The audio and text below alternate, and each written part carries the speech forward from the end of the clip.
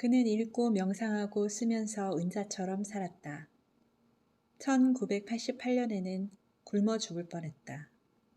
급기야 몸에 오상을 지니고서 50년간 제병만 먹고 산 프랑스의 신비가 마르트 로벤과 스스로를 완전히 동일시하기에 이르렀다.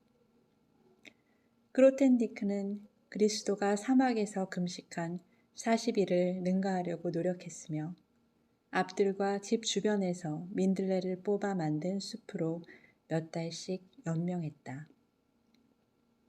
이웃들은 그가 동네를 돌아다니며 민들레를 뽑는 것을 보고서 케이크와 음식을 가지고 찾아가 그가 먹기 전에는 떠나지 않겠다고 버텨 그의 목숨을 구했다.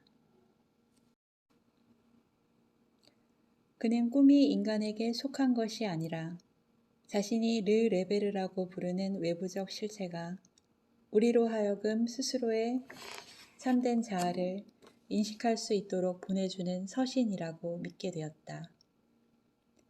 그는 20년 넘게 자신의 꿈을 기록하여 꿈꾸는 자의 본질을 이해할 수 있었다. 1991년 6월, 그는 세상과의 모든 연을 끊으려 했다. 25,000장의 개인 기록을 소각하고 아버지의 초상화를 불태우고 어머니의 데스마스크를 버렸다. 수학의 가장 깊은 곳에서 뛰는 어두운 심장인 모티브를 밝히려다 실패한 기록인 최후의 탐구를 모교인 몽펠리에 대학교에 기증하라며 친구 장 말거레에게 건넸다. 그의 나머지 생애 내내 이어진 도피 시기의 시작점이었다. 그는 자신을 찾아다니는 기자와 학생들을 피해 이 마을 저 마을 전전했으며 가족과 친구들이 보낸 편지는 열어보지도 않고 반송했다. 10년 넘도록 아무도 그의 행방을 몰랐다. 그가 죽었다거나 정신이 나갔다거나 아무도 유해를 찾지 못하게 깊은 숲속에 들어가서 죽었다는 소문이 돌았다. 그는 일정한 주소 없이 프랑스 남부를 떠돌다 피레네 산맥 그늘에 있는 아리에주의 작은 마을 라세르에 은거했다. 그의 아버지가 나치 가스실에 보내져 목숨을 잃기 전 마지막 몇 달을 보낸 강제 수용소까지 1시간도 걸리지 않는 곳이었다. 어릴 적 그로텐디크는 어머니와 함께 수감되어 있던 리에크로 수용소에서 한밤중에 맨발로 탈출했다. 그는 베를린까지 걸어가 제 손으로 히틀러를 암살하겠다는 굳은 결심을 품었다. 하지만 닷새 뒤 의식을 잃고 목숨이 위태로운 채 속이 빈 나무줄기 속에서 떨고 있다가 경비원들에게 발견되었다. 그는 밤이면 피아노를 연주했다. 라세르의 이웃들은 방문객을 허락하지 않는 그의 집에서 아름다운 다성음악이 흘러나오는 것을 듣고 놀랐다. 마치 은거 중에 몽골 목노래를 배워 여러 음을 한꺼번에 낼 줄 아는 것 같았기 때문이다. 그로텐디크는 일기에서 이 일을 이렇게 설명한다. 해거름의 두 얼굴을 가진 여인이 그를 찾아온다. 그는 그녀의 상냥한 면을 플로라, 사악한 면을 루시페라고 부른다. 두 사람은 하느님께서 당신을 드러내시길 간구하는 노래를 부르지만 하느님은 침묵하시며 말씀하실 때는 목소리가 너무 나직하여 아무도 알아듣지 못한다. 2001년 이웃들은 그로텐디크의 집에서 연기와 불꽃이 피어오르는 것을 보았다.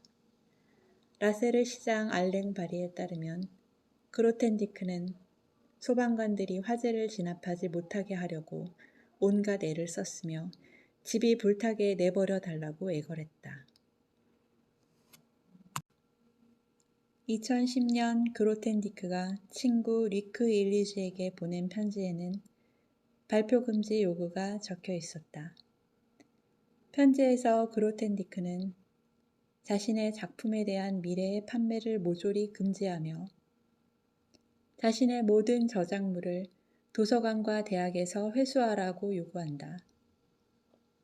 출간 여부를 막론하고 자신의 글을 팔거나 인쇄하거나 유포하려는 모든 사람들을 협박한다.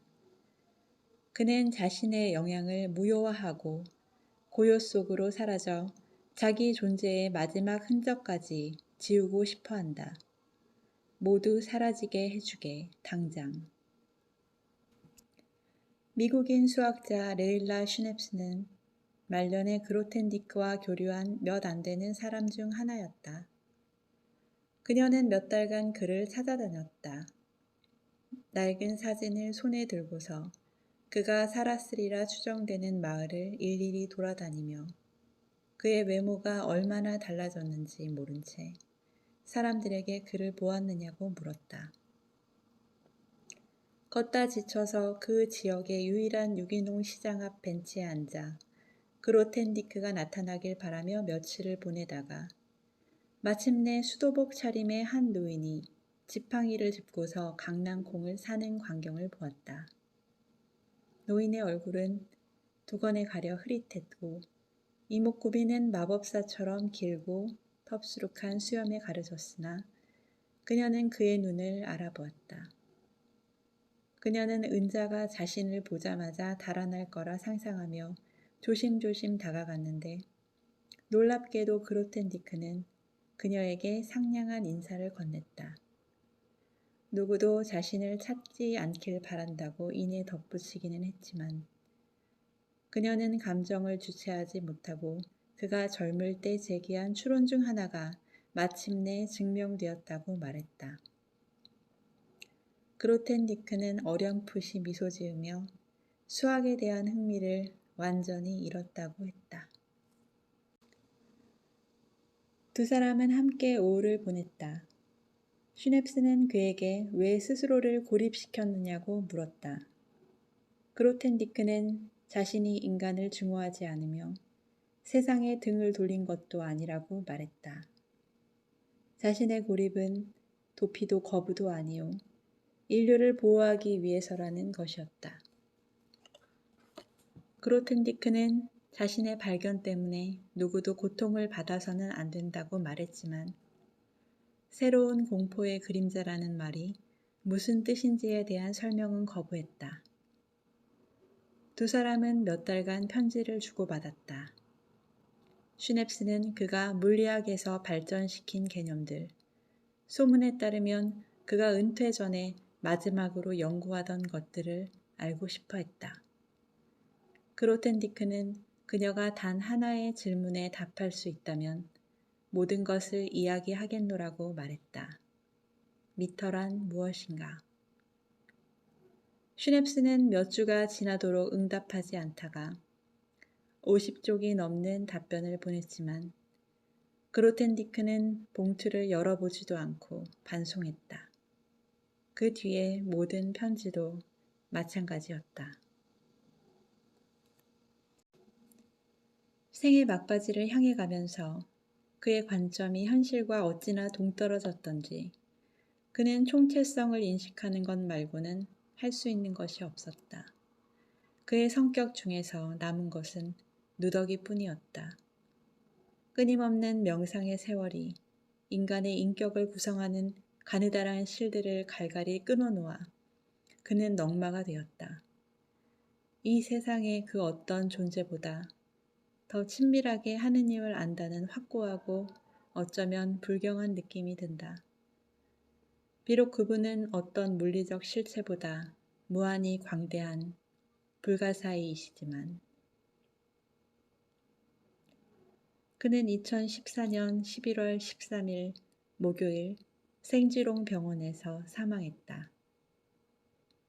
사인은 아직까지 밝혀지지 않았다. 결코 공개하지 말라는 그의 당부 때문이었다.